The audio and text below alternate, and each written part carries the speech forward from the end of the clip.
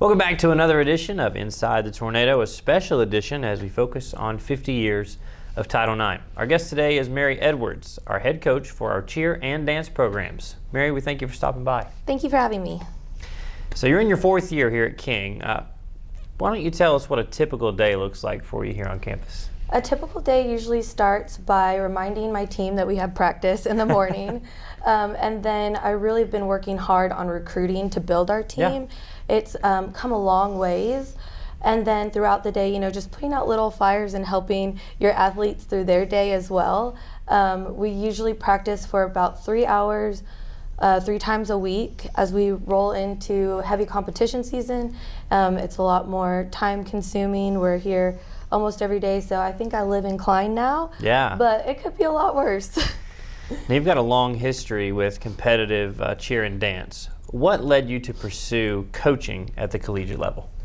I honestly believe it was just kind of, if you want to call it fate or a calling or whatnot. I started off in the all-star world and I loved it. It was 3 to 18-year-olds.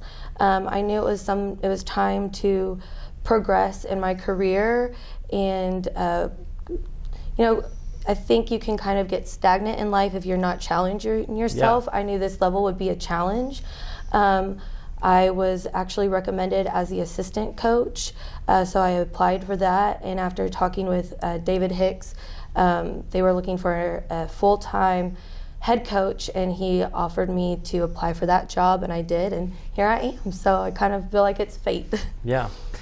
So as we celebrate 50 years of Title IX, tell us how this legislation has impacted you specifically in your coaching career. Sure.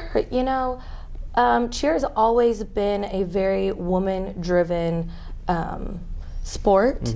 I think it is very exciting, the males who have come on board, especially here at King. Yeah. So it gives you the perspective as the coach. I have a wrestler on my team, a baseball player. They come from very male-driven sports. So to all of a sudden, your leader is a female. They have such great manners and respect, but it is very cool to see them, how they feel about Title IX. They respect the females. They know they work as hard as they do.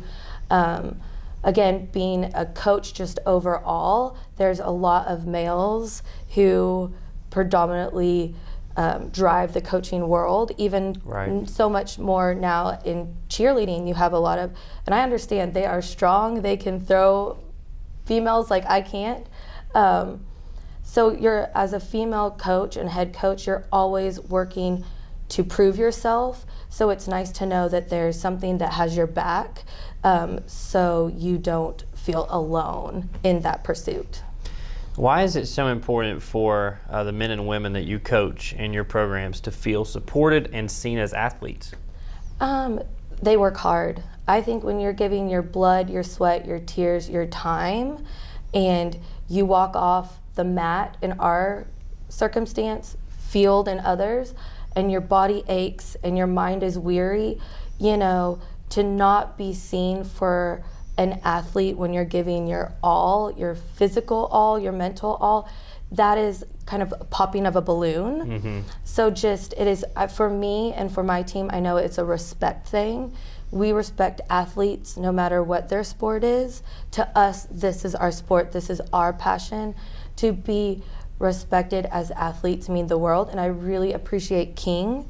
From the moment I stepped foot on campus, David Hicks, Bart Walker, they were very, very accommodating when I brought up the importance of our cheerleaders and dance team members being seen as athletes. So we are held to the same standards, we play by the same rules, and I think it's a great way to bring all of athletics together. Well, you've certainly invested a lot of time into young athletes in your career here at King and even before.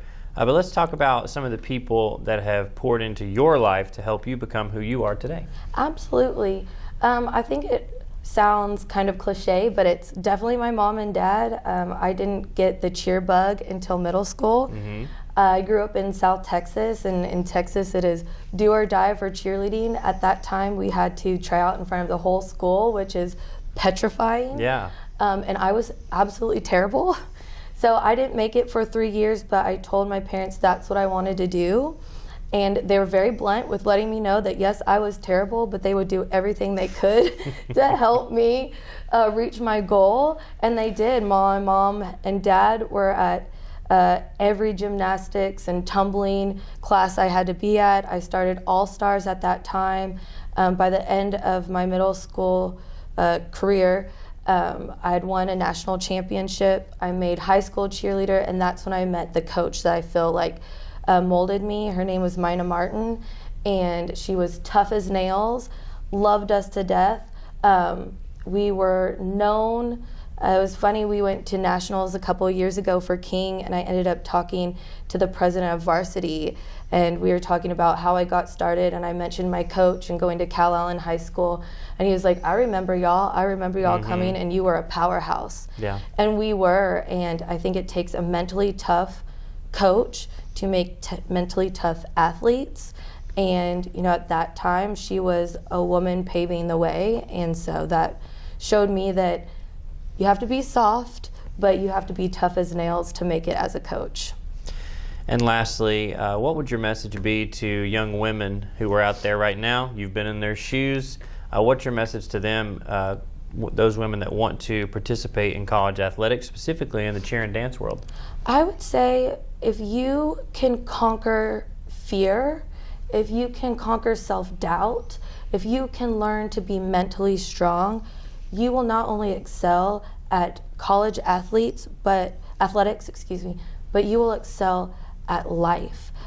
So much is thrown at you as you make your way through college and find who you are, that if you can just love who that person is and give 110% and be open to understanding others that might not communicate the same way or be as you, we all come together from different paths, I think you will have a successful career and a successful life.